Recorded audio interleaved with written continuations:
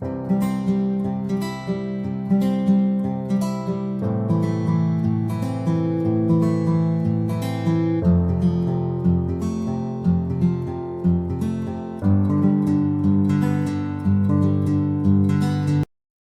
To study blog में आप सभी का स्वागत है। हम टेंस को पढ़ रहे हैं, जिसमें हमने फ्यूचर इंडेफिनिट टेंस तक पढ़ लिया है, जिनकी वीडियो आपको चैनल के प्लेलिस्ट में मिल जाएगी, या फिर यहाँ आई बटन को प्रेस करके भी उन वीडियोस को देख सकते हैं, और उनका लिंक जो है नीचे डिस्क्रिप्शन बॉक्स में भी आपको मिल जाएगा। तो आप उन वीडियो को जा करके जरूर देखें, ताकि आपके कंसेप्ट जो हैं बहुत अच्छे से क्लियर हो जाएं। इस वीडियो के अंदर हम फ्यूचर कॉन्टिन्यूस टेंस को पढ़ेंगे। तो बिना किसी देरी के चलते हैं सीधा अपने टॉपिक की ओर, जिसका नाम है फ्यूचर कॉन्टिन्यूस टेंस। लेकिन उससे पहले एक बार फिर से जान लेते हैं हम टेंस के बारे में, टेंस की परिभाषा के बारे में। टेंस किसी कार्य के समय और इसकी पूर्णता या अपूर्णता का बोध कराता है। जैसा कि आपको अब तक याद हो ही चुका होगा कि टेंस किसी कार्य के समय और इसकी पूर्णता या अपूर्णता का बोध कराता है। यानी टेंस हमें क्या बताता है कि कौन सा कार्य किस समय में हुआ है, और वो कार्य पूर्ण हुआ है या अभी भी अपूर्ण है। टेंस तीन प्रकार के होते हैं, ये जग जाहिर है। प्रेजेंट टेंस, पास्ट टेंस और फ्यूचर टेंस। प्रत्येक के चार प्रकार और होते हैं, जो कि इंडेफिनिट, कॉन्टिन्यूस, परफेक्ट और परफेक्ट कॉन्टिन्यूस नाम से जाने जाते हैं। इस वीडियो में हम फ्यूचर कॉन्टिन्यूस टेंस को पढ़ेंगे। तो बिना किसी और देरी के चलते हैं सीधा अपने टॉपिक की तरफ, जिसका नाम है फ्यूचर कॉन्टिन्यूस टेंस। आइए इसकी परिभाषा को जानें। जब कोई कार्य भविष्य काल में बिना रुके हो रहा होगा, तो उस वाक्य के लिए फ्यूचर कॉन्टिन्यूस टेंस का प्रयोग किया जाता है। जब कोई कार्य भविष्य में बिना रुके हो रहा होगा, तो उस वाक्य के लिए फ्यूचर कॉन्टिन्यूस टेंस का प्रयोग किया जाता है। इसकी पहचान क्या है? तो वाक्य के अंत में रहा होगा, रही होगी, रहे होंगे आदि शब्द आते हैं। यानी कि वाक्य से हमें पता चलता है कि कोई भी कार्य भविष्य काल में बिना रुके हो रहा होगा। जैसे कि आकाश हंस रहा होगा, वह आकाश के साथ खेल रहा होगा, वह घूम रहा होगा इत्यादि। यहाँ पे देखिए, ये जो हंसने का कार्य है वो फ्यूचर टेंस में कंटिन्यू रहेगा। यहाँ पर आकाश के साथ खेलने का कार्य जो है वो फ्यूचर टाइम में यानी भविष्य काल में कंटिन्यू रहेगा, यानी बिना रुके होता रहेगा। और यहाँ पर घूमने का जो कार्य है वो भी भविष्य में बिना रुके होता रहेगा। तो इस तरह के वाक्यों को हम फ्यूचर कॉन्टिन्यूस टेंस के वाक्य कहते हैं, और इनका प्रयोग हम फ्यूचर कॉन्टिन्यूस टेंस में करते हैं। आइए इसके अनुवाद प्रक्रिया को भी जानें कि अफर्मेटिव, नेगेटिव, इंटेरोगेटिव और इंटेरोगेटिव नेगेटिव सेंटेंस में किस प्रकार नियमों का इस्तेमाल किया जाता है, और किस प्रकार इनको हिंदी से अंग्रेजी में अनुवाद किया जाता है। तो बिना और किसी देरी के चलते हैं अफर्मेटिव सेंटेंस की ओर। तो अगला जो पॉइंट है हमारा वो है अफर्मेटिव सेंटेंस, जिसको हिंदी में सकारात्मक वाक्य या साधारण वाक्य भी कहा जाता है। इसका जो नियम है उसको देखिए आप। सब्जेक्ट शैल या विल, उसके साथ बी, वर्ब की फर्स्ट फॉर्म और आईएनजी, और अंत में ऑब्जेक्ट। जैसा कि आपको अब तक पता चल गया होगा कि जहां भी कॉन्टिन्यूस टेंस होता है वहां पर वर्ब की फर्स्ट फॉर्म और उसके साथ आईएनजी का ही इस्तेमाल किया जाता है। एक बार और नियम को देखें। सबसे पहले सब्जेक्ट, उसके बाद शैल या विल, फिर बी, वर्ब की फर्स्ट फॉर्म उसके साथ आईएनजी, और अंत में ऑब्जेक्ट। शेल किसके साथ इस्तेमाल किया जाएगा और विल किसके साथ इस्तेमाल किया जाएगा? तो आई और वी के साथ शेल बी का इस्तेमाल किया जाएगा, और बाकी सभी के साथ विल बी का इस्तेमाल किया जाएगा। ये आपने पिछली वीडियोस में भी जाना होगा। आइए उदाहरणों को देखें। तो पहला उदाहरण है, मैं कल से इस समय सो रहा हूँगा। यानी कि जो कार्य है वो भविष्य काल में होगा और कंटिन्यू रहेगा। तो I shall be sleeping this time tomorrow. Subject, उसके बाद शैल बी का इस्तेमाल किया गया है क्योंकि जो सब्जेक्ट है वो आई है। वर्ब की फर्स्ट फॉर्म उसके साथ आईएनजी, और अंत में हमारा ऑब्जेक्ट, जो कि इसमें टाइम के बारे में बताया गया है। तो मैं कल इस समय से सो रहा हूँगा, I shall be sleeping this time tomorrow. आइए एक और वाक्य देखें, हम टीवी देख रहे होंगे। फिर यहाँ पर सब्जेक्ट देखिए, वी के साथ शैल का इस्तेमाल किया जाता है, तो we shall be watching TV. इसके बाद जो वाक्य है उसे भी देखिए, वो सो रहा होगा। तो यहाँ पर देखिए वाक्य जो है वो सो रहा होगा या वह सो रहा होगा। तो यहाँ पर इसकी अंग्रेजी होगी ही क्या है हमारा? थर्ड पर्सन सिंगुलर जिसके साथ विल का इस्तेमाल किया जाएगा तो ही विल बी स्लीपिंग, क्योंकि इस वाक्य में कोई भी ऑब्जेक्ट नहीं है तो वाक्य में ऑब्जेक्ट का इस्तेमाल नहीं किया गया है। तो इतना ही आसान है अफर्मेटिव सेंटेंस को अंग्रेजी में अनुवाद करना। आपको केवल इसके नियम को ध्यान रखना है, जो कि है सब्जेक्ट, शैल या विल, फिर बी, वर्ब की फर्स्ट फॉर्म, उसके साथ आईएनजी और अंत में ऑब्जेक्ट। आइए देखते हैं इसके बाद नेगेटिव सेंटेंस को। तो अगला पॉइंट है नेगेटिव सेंटेंस यानी कि नकारात्मक वाक्य। नियम जो है वो बिल्कुल सेम है, केवल शैल और विल के बीच में नॉट का इस्तेमाल किया जाएगा, यानी कि सब्जेक्ट, शैल या विल, उसके बाद नॉट बी, वर्ब की फर्स्ट फॉर्म, उसके साथ आईएनजी और अंत में ऑब्जेक्ट। उदाहरण को देख करके आप बहुत अच्छे से समझ जाएंगे, तो चलिए देखते हैं उसे। तो पहला उदाहरण है, मैं कल से इस समय सो नहीं रहा हूंगा। I shall not be sleeping this time tomorrow.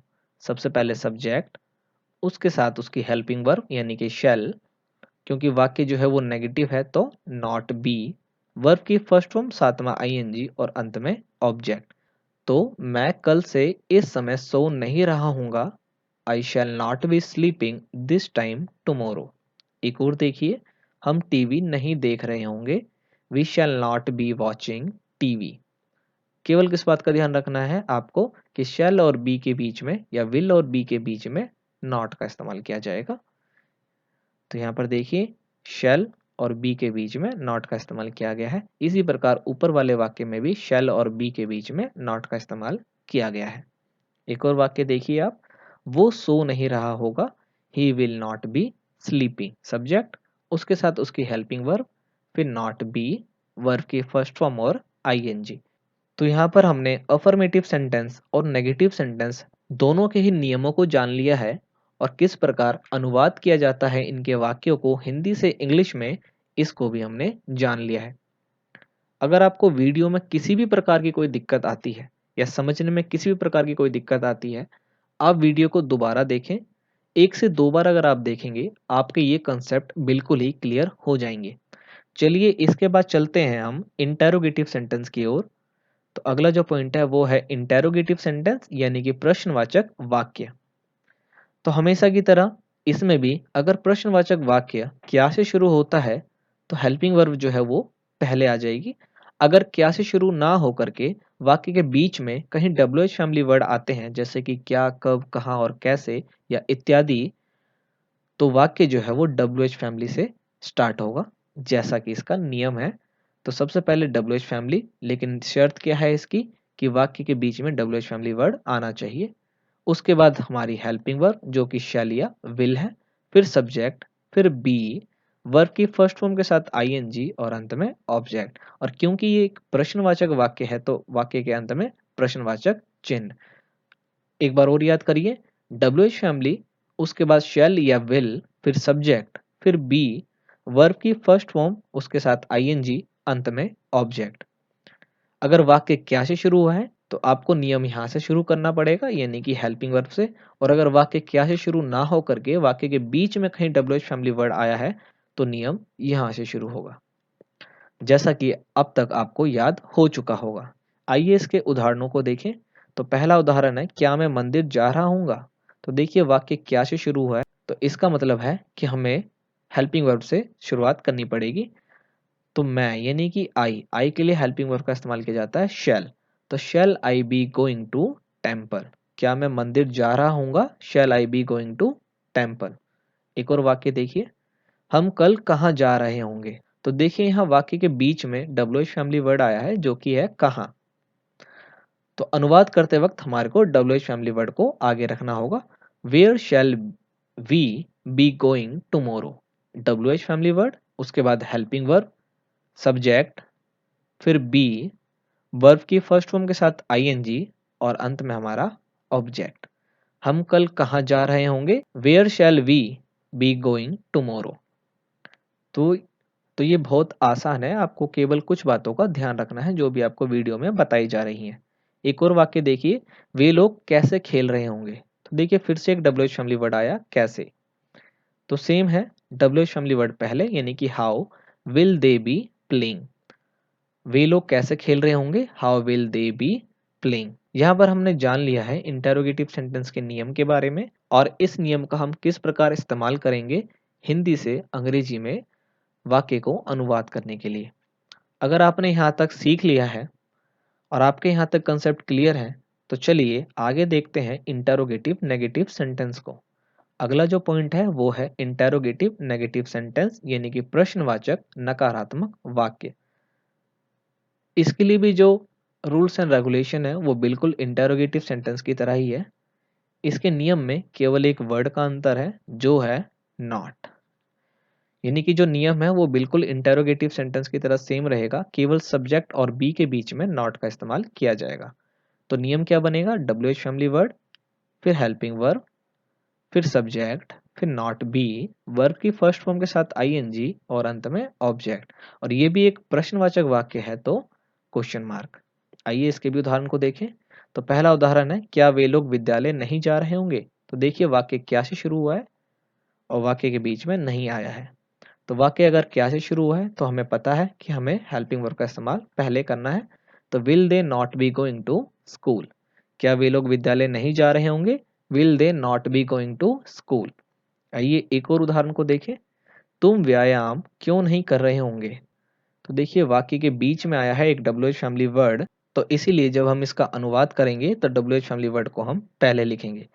तो क्या तुम व्यायाम क्यों नहीं कर रहे होंगे, तो why will you not be doing exercise, या फिर why will you not be exercising. एक और देखिए, क्या वह हमारे लिए खाना नहीं पका रही होगी। देखिए वाक्य क्या से शुरू हुआ है, तो सिंपल है, हेल्पिंग वर्ब पहले आ जाएगा। तो will she not be cooking food for us, क्या वह हमारे लिए खाना नहीं पका रही होगी, will she not be cooking food for us. तो ये था इंटेरोगेटिव नेगेटिव सेंटेंस। ये जो टॉपिक है हमारा फ्यूचर कॉन्टिन्यूस टेंस, वो यहाँ पर होता है कंप्लीट। हमने फ्यूचर कॉन्टिन्यूस टेंस और फ्यूचर कॉन्टिन्यूस टेंस के सभी सेंटेंस को जाना, उसके नियमों को भी जाना, उसके नियमों को किस प्रकार इस्तेमाल करना है इसको भी जाना, और उदाहरण को देख करके हमने अच्छे से समझा कि किस तरह के वाक्य होते हैं और किस तरह उसको अनुवाद किया जाता है। तो इस वीडियो में इतना ही।